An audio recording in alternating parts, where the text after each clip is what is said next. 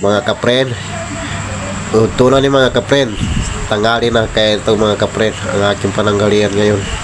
Nandito ako sa restaurant ng ng kaibigan ko para kumain.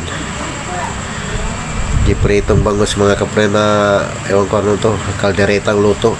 Giprito siya muna, tapos linuto uli ng kaldereta na may talong, yung bangus. Ito siya mga kapren. Kabukod siya. Kabukod siya.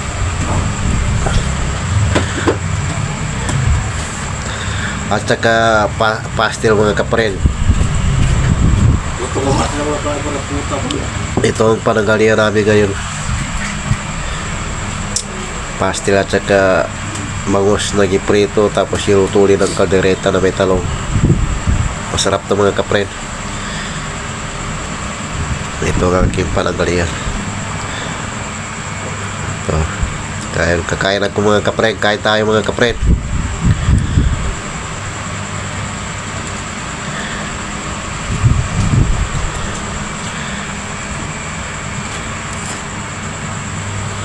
Kain tayo.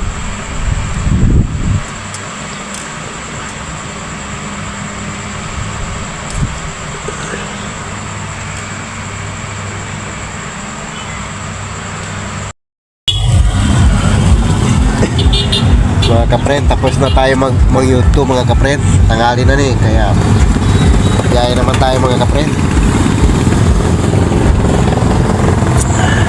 Hanap tayo ng pasero. Kaya boss, Treskel? Kaya sir?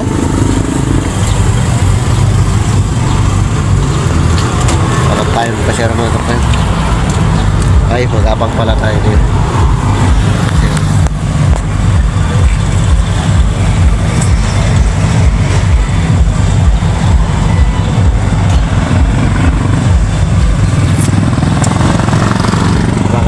Pasero mga kapren.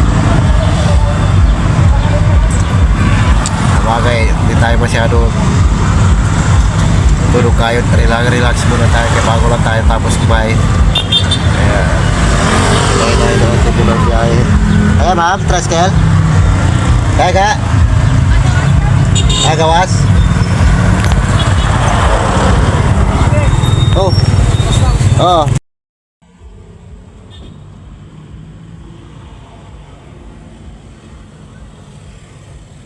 Okay, ma'am.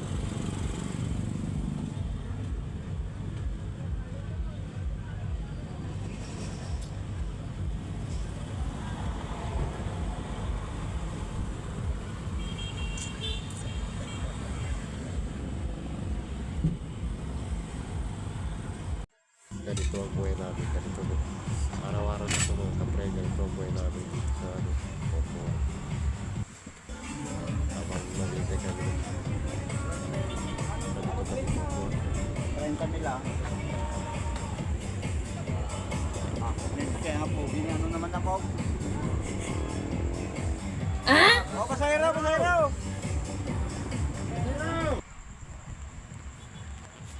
Ito.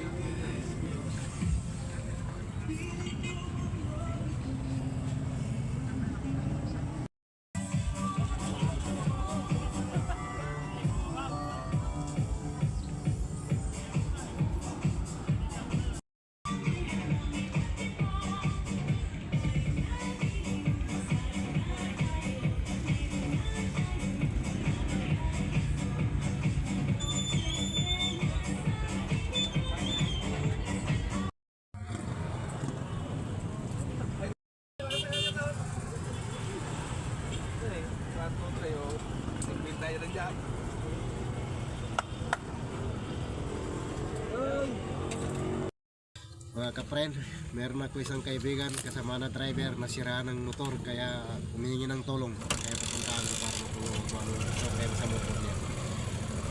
go mga kapred. Punta natin para may check na mga sirang sa motor niya.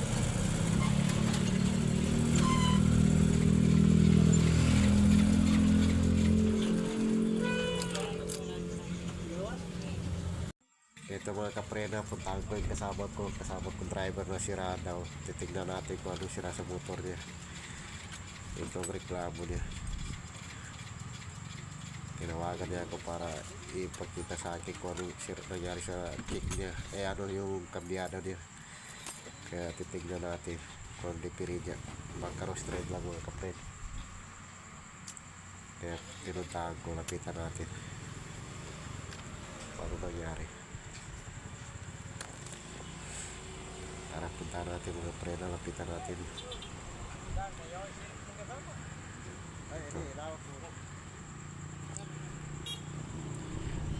Sa kambyada daw nasira.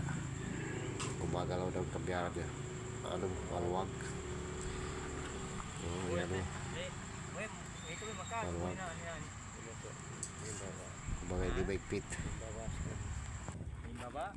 Okay na mga kapre, ang motor ng tinulungan natin. Ayos na yun.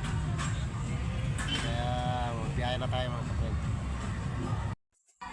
Ganito na yung buhay namin dito mga bilang mga driver, mga kapre. Araw-araw ganito na lang nagpo-posing. Kung ano naubos namin, kung anong klaseng tayo, paupo, ganyan. Kapag nag-aabang ng pasero, nag-intay ng pasero sa trotuar. Ganito na mga kapre, araw-araw na yan. Dito na ginagawa namin. Kita niyo si Manong formado.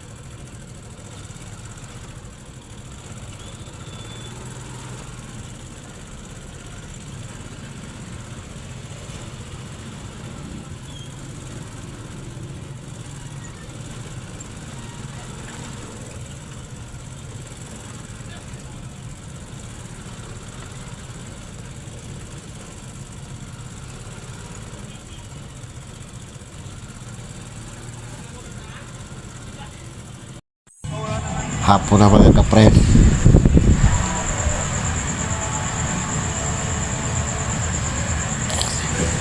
Bumaba na yung araw.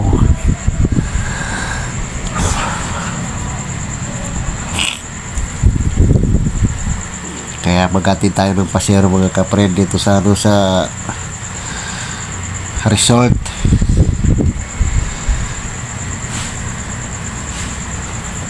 Ito Laprob.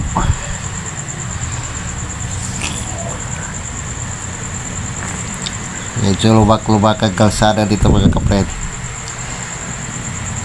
Madilim na kasi hapon na. Malapit na tayo gagarahe. Madilim na. Nakakapagod din.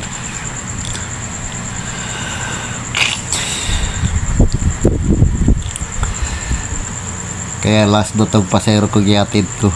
Nakatid ko kay magbili tayo ng isda. Kay gabi na mga kapre.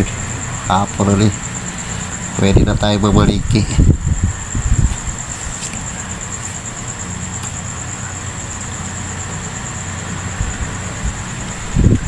Mga kapre.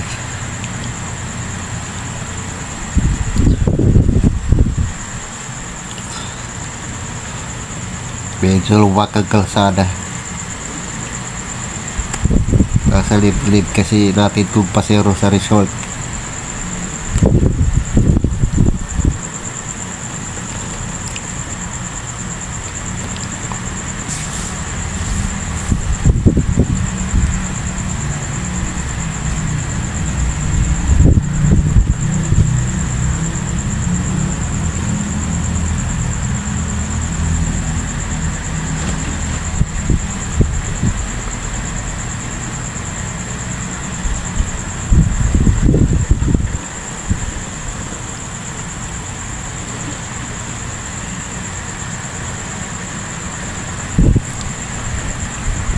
Ito mga kapre.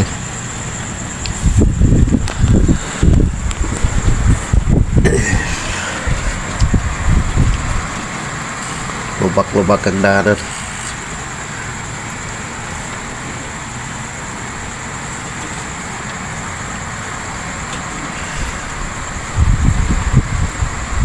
Pero okay lang kay sulit pa ang pamasahe ng pasero ko yatid ko kanina.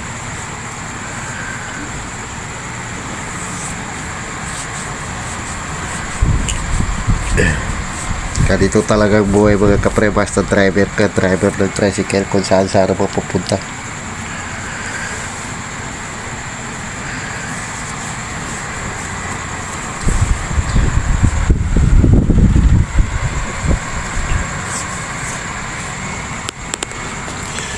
Araw-araw ganito na lang buhay ng driver ng tricycle.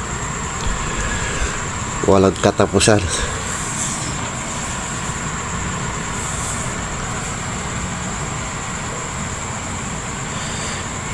Minsan mahirap pero wala tayong magawa. Mas mabuti pa ganito nga ang buhay ng tao, driver tricycle. Nasa iyong oras. Pag gusto ka lang sa oras mo.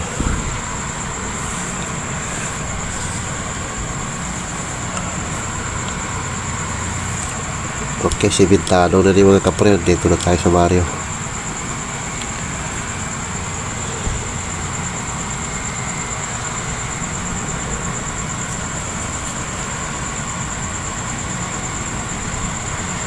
Mga kapre,